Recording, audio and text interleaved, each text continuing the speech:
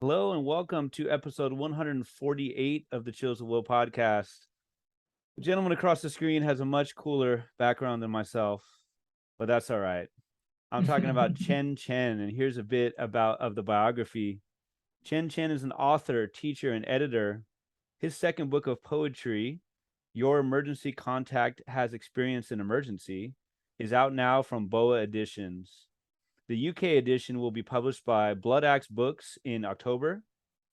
And his debut, When I Grow Up, I Want to Be a List of Further Possibilities, is also from BOA and Bloodaxe, 2017 and 19. That debut was longlisted for the National Book Award and won the Thom Gunn Award, among others honors. Chen is also the author of 5 chapbooks, including the forthcoming Explodingly Yours from Ghost City Press 2023, and the forthcoming book of craft essays, In Cahoots with the Rabbit God, Noemi Press 2024. His work appears in many publications, including Poetry, Poem a Day, and 3 editions of The Best American Poetry, 2015, 19, and 21. He has received 2 Pushcart Prizes and fellowships from Kundiman, the National Endowment for the Arts, and United States Artists. He holds an MFA from Syracuse University and a PhD from Texas Tech University. He is taught in UMass Boston's MFA program and at Brandeis University as a 2018 to 22 Jacob Ziskind Poet in Residence. Currently, he is core poetry faculty for the low residency MFA programs at New England College and Stone Coast. With a brilliant team, he edits the journal Underblong. With Gudetama the Lazy Egg, he edits the Lickety Split. He lives in frequently snowy Rochester, New York, with his partner Jeff Gilbert and their pug, Mr. Rupert Giles. Do you have time to sleep? Somehow, yeah, I Somehow. do. I do love to sleep, Okay. actually, Okay. quite a lot. Like my natural state would be akin to the koala. Okay. Like, Fair enough. that's how I would love to be always. But Right. yeah, my life choices keep me busy. Well, an official welcome. Thanks so much. Just a pleasure to have you. I'm in reading through your work and reading your biography and talking to you and reading this bio again. It's like, what a life of poetry and art. I mean, how cool is that, right? It is really cool. Yeah, I've been reflecting on that again. I feel really lucky. I love to know the chronology. Like recently, like on social media, I've seen a lot of poems that you've put up. I don't know if those have been like the day of. We were Mhm. talking about all the trips you've been making and readings. Obviously publishing like crazy, and you're not just prolific for the sake of prolificity, if that's a word, but obviously you're winning all these awards and getting in the best American poems and poem of the day.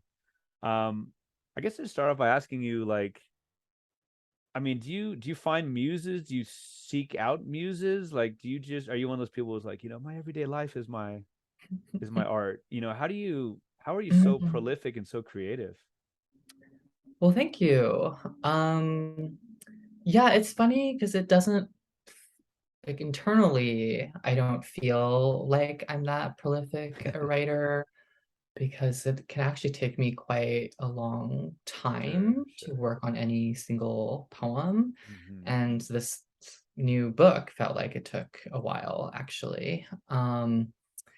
But I guess it maybe from the outside, it appears to be that Right, more so, right. um, because of just when things get published, when they, come out. Hmm. Sometimes it happens sort of all in a row, and then it seems like, oh, Yeah, yes, yeah, I yeah, have been exactly, exactly. writing for a while.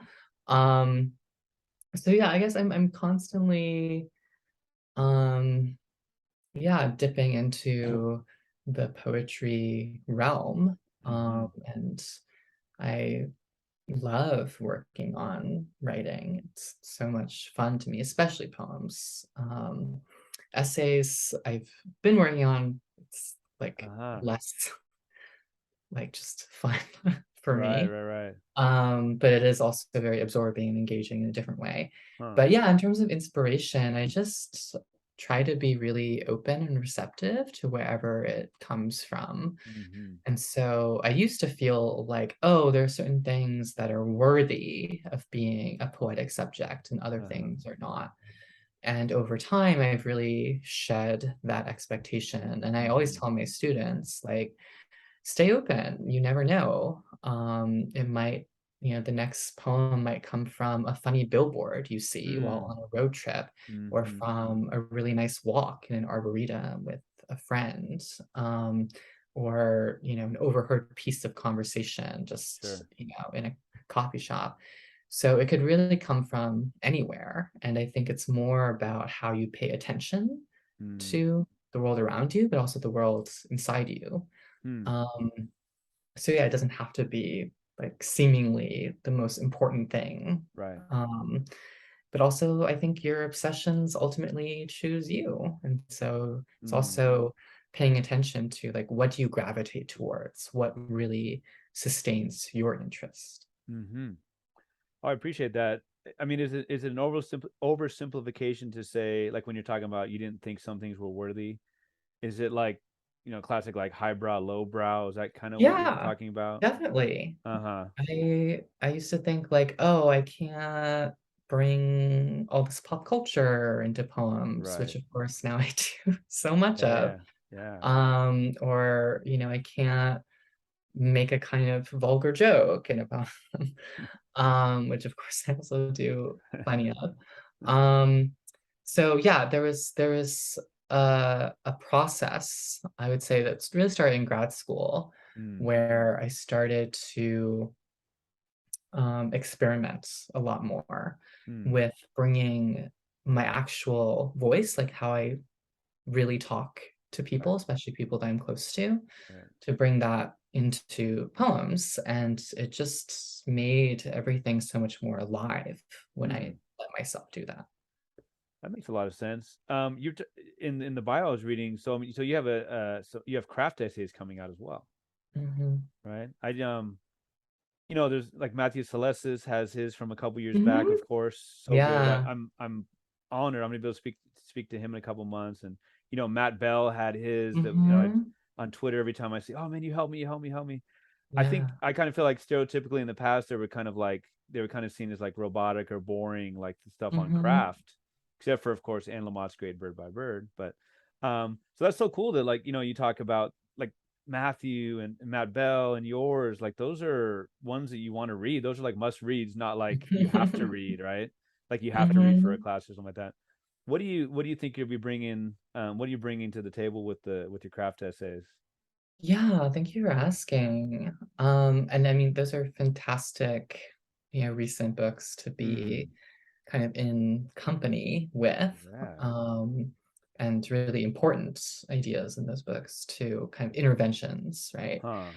With kind of traditional or canonical thinking around creative writing, around the workshop. Um, yeah, it's definitely my own kind of intervention as well. The main thing I'm kind of exploring and also critiquing is the idea of universality Mm, and how it functions as a literary value or a kind of pressure mm, to write universally, and especially how that pressure is placed on marginalized writers, writers of color, trans and queer writers, um, to make, especially if we write autobiographically, to make mm, our experiences palatable and understandable to, so-called like mainstream audience or a more universal audience. mm, And so that's something that I've been thinking a lot about, the problems around that concept, the limitations of it, and also some alternatives to that mm, way of thinking. So I'm thinking a lot about how um, maybe a more useful and accurate way to think about what we do, the kind of gestures that we create in poems in particular, that kind of reach across time and mm. cultures, um, is this kind of like space making, like you're making a space for a reader, right? Sure. A stranger. potentially in the future who will pick this up and have an experience reading it. Mm. So I think, yeah, the kind of imaginative space that's offered, that a reader is invited into or challenged to come into. So I think that's maybe a more useful way to think about it. Yeah. Some of the essay work is also in dialogue with this um, Chinese deity that I only learned about fairly recently, the rabbit god, who's actually originates from my family's home province, southern China, Fujian. And I learned about this god through this short film directed by Andrew Thomas Wong, who's done really cool music videos for Mm. FK Twigs and Bjork super Oh wow. recently, actually. I'm getting an He idea directed there. this short That's film. nice. Yeah, really, really cool work, right? Out there in such a cool way, Um, right? yeah, so he also did this short film called Kiss of the Rabbit God. Okay. And that's how I learned about this deity. And Pop so part of what culture. I'm thinking about too is like how, and it's like a queer god. It's like a god that celebrates and protects like queer love and relationships. Wow. And so there's actually, I think, still this temple in Taiwan, actually, Mm. where people make like a pilgrimage to. Um, Mm. and there's like a priest there who will, Wow. like bless your relationship or, the like prayers that you're making around love, maybe. Um, so yeah, really, really cool. I was Huh. super excited to like learn about that and kind of do more research into the history of this god. There's like this whole really interesting backstory to it as well. So yeah, some of the essay work is in dialogue, like with the deity, and Yeah. also thinking about how um, there are forms of knowledge, like Mm. queer history, queer spirituality, that have been suppressed or erased. And the process of having to do your own research and having to like excavate um, Wow. that knowledge. Yeah. Wow. It is when you talk about being in dialogue with, I mean, are we talking like second person, or are you talking more of like a in the way of Like literary, like letters. Yeah. okay. Because Okay. I'm really interested in epistolary Mm. forms. And so this is also in part inspired by work like Victoria Cheng's recent book of essays, Dear Memory, Mm. Okay. where each essay is like addressed to someone or something else. Like there's like Mm. Dear Silence.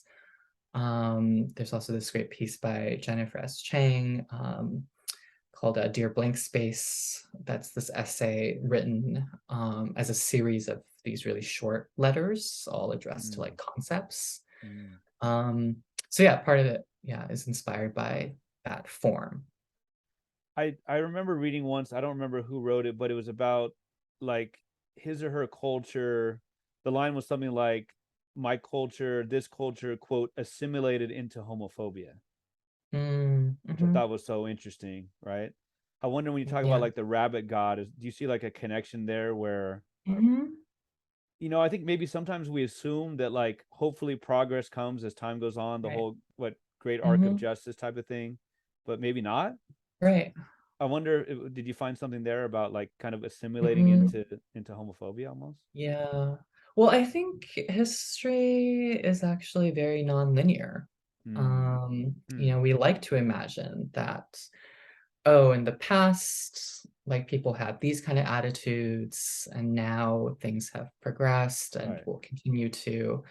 But I think, yeah, it's actually quite messy. And I mean, Chinese history is so long as well. There's so much to go into. And Hmm. so, of course, yeah, there were different eras, I think, in which like homosexuality, which also just as a concept, as a term, is a very like modern Hmm. one, right? Right. Right. Right. So Right.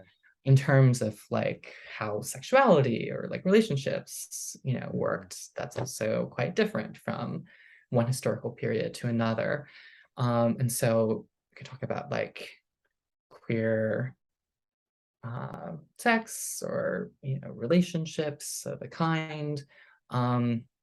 So yeah, when you look at the larger history, Chinese history, there are different points at which that was totally a thing, and it was either pretty openly discussed, or like it was happening, but people didn't maybe talk about it as much.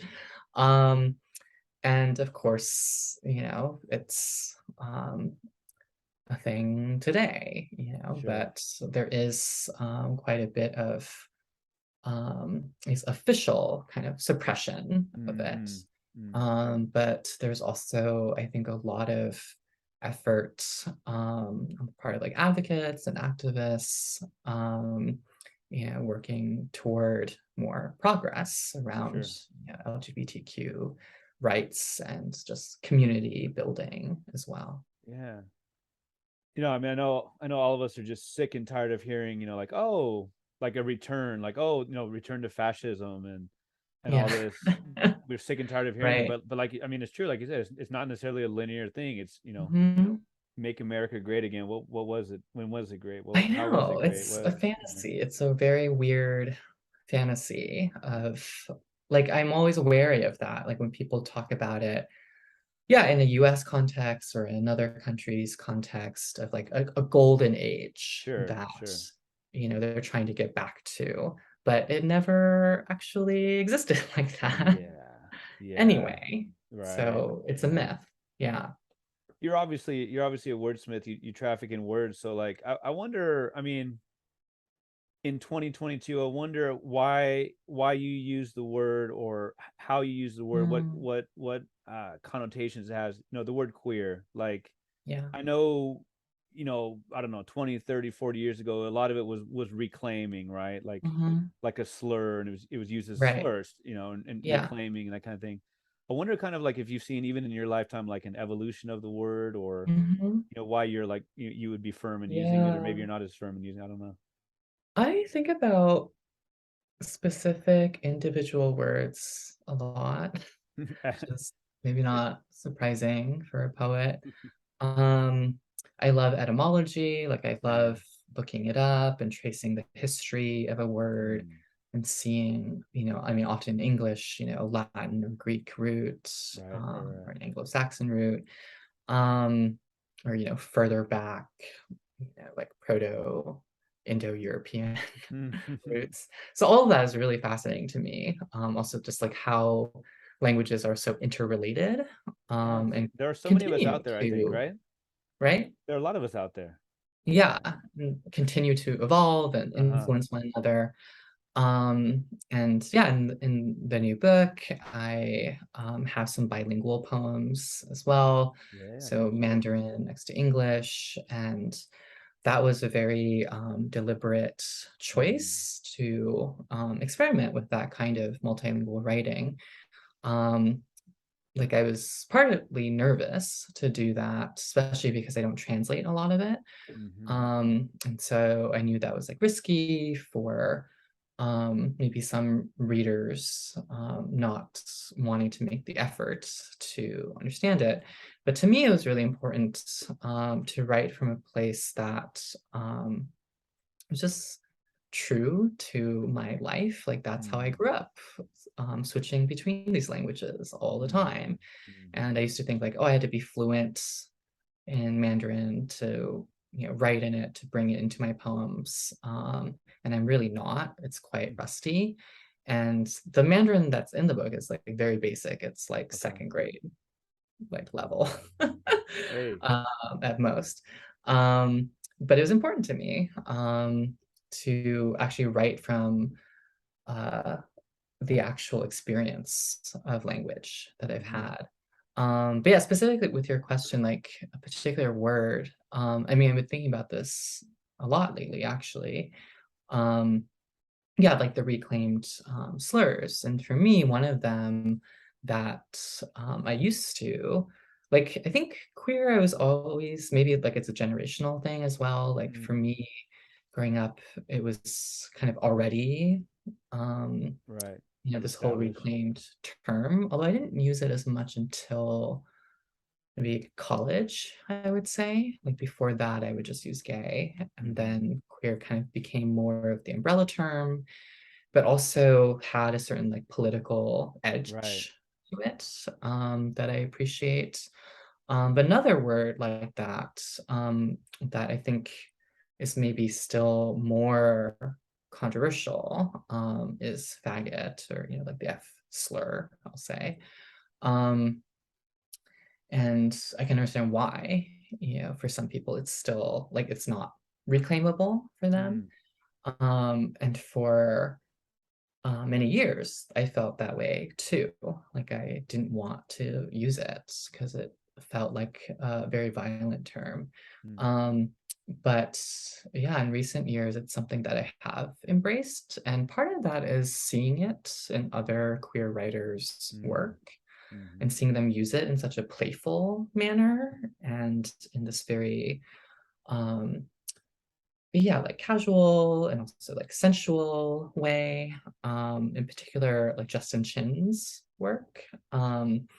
So Justin Chin was this poet based in San Francisco, also queer Asian American writer, wrote all sorts of things, mainly poetry, but also essays and stories.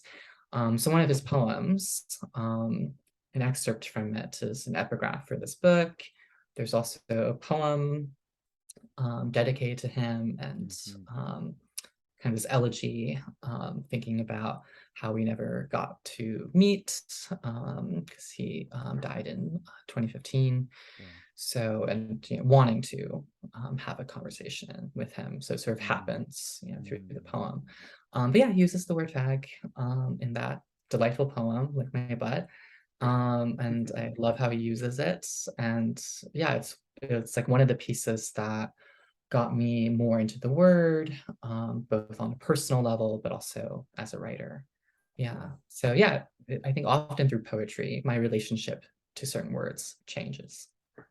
Yeah, I mean, thanks for introducing me to Justin. I, went down the Wikipedia rabbit hole, and like you said, if the words are used violently, he seems to use it violently or like as in like screw you, right? Yeah, Like right. I'm gonna In reclaim the this other direction. in Yeah. the other direction, right?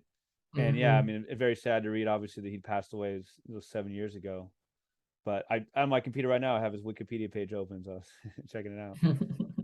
So, I would love to go back to the beginning ish. How would you pronounce it? Is it Xiamen in China? Xiamen. I'm sorry, Xiamen. Xiaomen. And you were Hmm. born there. You said Hmm. it was in southern China. Hmm. Where, how, when did you move to the States? And then you talked about Mandarin. Like it's kind of, I guess, a big Hmm. question, but just your early relationship with languages, Yeah. Mandarin, English, a hybrid. Hmm. Um, and I can refresh your memory on these questions. I'm throwing a lot at you, but also just like with Mandarin, like, is there something about the language that lends itself to poetry, or you know what I mean? Like Hmm. it has a, I know, some languages don't have a future tense, or some Hmm. languages are tied in with like proverbs. Like I wonder if there's anything Yeah. in that language that really brings out Hmm. the poet in you. That's a lot. Mm. Yeah. I love this question though. Yeah, first, onto yeah, the first part of it. Yeah, I came to the States when I was really young, like I was almost 4. Okay. Um, and I came with my mom and dad. And so most of my extended family still lives in Xiamen or Oh in wow. that area. Um, and I've visited them at various points. But yeah, so my relationship to language has always been multilingual. Mm-hmm. My first language actually was, I mean, sometimes referred to as a dialect, but it's kind of its own language, really, which is a variety of Hokkien. So it's related to Mandarin, Mm-hmm. but it's quite different in a number of Mm-hmm. ways. Like some of the tones are different, some of the vocabulary is different. In some ways, it's like closer to classical Chinese Oh in wow. pronunciation and grammar. And so I picked up some of it when I've visited relatives, but because it is so different from Mandarin, they usually have to just speak Mandarin with me for us to have a real conversation beyond like little food terms. Or like I know how to say like driving, like drive the car. It's like something I know how to say. Um, but yeah, so that was my first language, really, was that. So I spoke that at an early age, and I think, yeah, when I first came to the United States. But then I think my parents really prioritized like one, learning English in order to um, fit in and live life here, obviously. Um, so they prioritize that, but also in terms of Chinese language, they prioritize Mandarin just because more people speak it. It's like the standard language. They also became Mandarin teachers. So they both teach high school Mandarin. Um, so I also grew up with a lot of language books and like materials at home because of my parents being educators. So they would always like have all these textbooks and like actual books as well in Mandarin, children's books in Mandarin, all these materials. So I was always just surrounded by different languages, whether in written form or spoken, and always going back and forth between different languages. Um, and so I think that led to poetry in a way because of one, just the obsession with language and with words, loving words.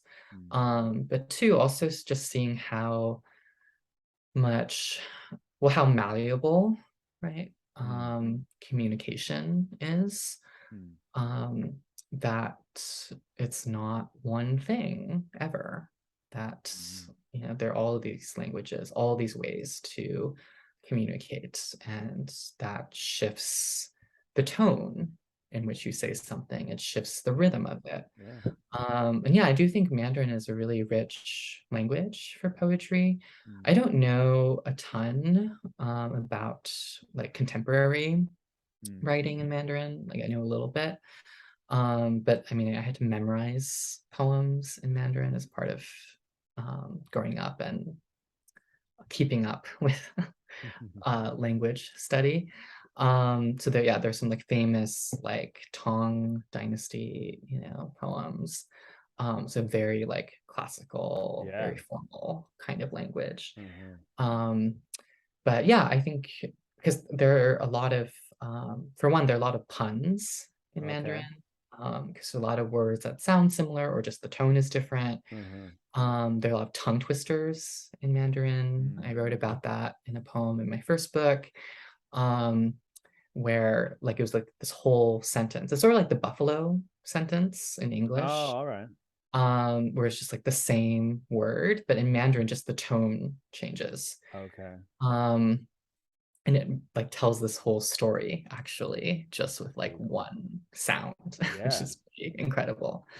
So yeah, I love like those aspects of it, but also I just have a really personal, like emotional connection to language. I think because it was an early language for me and I associate it with family and like with home. So like when I hear music in Mandarin, especially, it sort of hits me in a different way than songs in English do. Yeah, I love the tie-in with the emotional, of course. I wonder what you were reading when into middle school, high school, what were the works or who were the writers who really interested you and intrigued you and thrilled you? I read a lot of fantasy and sci-fi, as I think a lot of kids do, especially at that age. So I was very influenced. Like I wrote fiction actually for a while. Like it was basically like not great fan Publish it. fiction, Publish it. where I just kind of took elements from favorite stories and worlds. Yeah, so I mean, like a lot of kids, especially from my generation, but yeah, continues to be a popular series, although its creator is quite problematic, but I'm the sorry, Harry what series Potter is that? books. Oh, of course, of course, of course. Yeah. Yeah. Her and But Joyce yeah, Carol Oates so it are makes both me great. sad too. Uh-huh. Because it is like one of the series that got me really into Mm. reading. Mm-hmm. As I think is, yeah, true for many people. Yep. Got me interested in writing too. Someone who isn't problematic, so I'll also mention her, K K.A. Applegate, who Oh yeah. wrote Animorphs. Oh yeah. But that was also, and there's so many books in that series. Mm. Um, so that was like a big one. I remember watching the TV series as well, which I was like so excited that they Oh yeah. adapted it. Um, what else? Philip Pullman's Historic Mm. Materials, which looking back on it, I'm like, this is a pretty like adult Yeah, yeah, material. yeah. Uh-huh. Because he's talking about like organized religion and also like later on like sexuality. Yeah, but that was also yeah, like middle school, well, yeah, like end of elementary school into middle school and so on.